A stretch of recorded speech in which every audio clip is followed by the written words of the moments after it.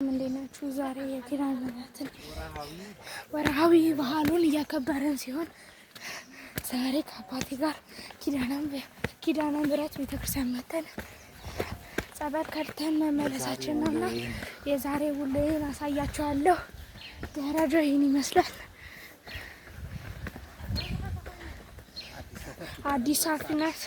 አዲስ ሰፈር ኪዳነ ምሕረት ሳሪስ ነው ያለሁት እኔ።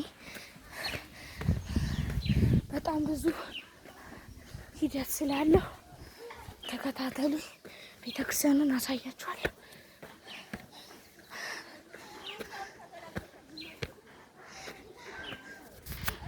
አባዬ ይሄ ምንድን ነው? ይሄ ቤተክርስቲያን ቤተልሔም። ያውን ከፊት ለፊት እንደምታዩት ቤተልሔም ነው።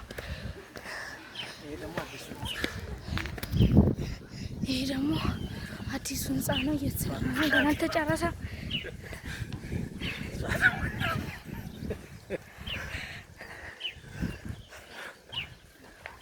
ያው ብዙ ሂደቶች አሉ። አሁን ቤተልሔሙ ነው።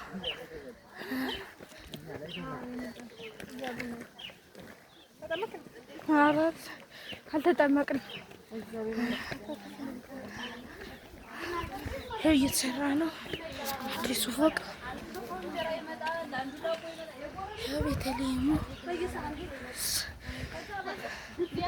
አዲሱ ቤተክርስቲያን ሊሰራ የታሰበ ይሄ ቦታ ነው። ነገር ግን ቅዱ ገና ስለወጣ ይህን ይመስላል ቤተክርስቲያኑ የሚወጣው።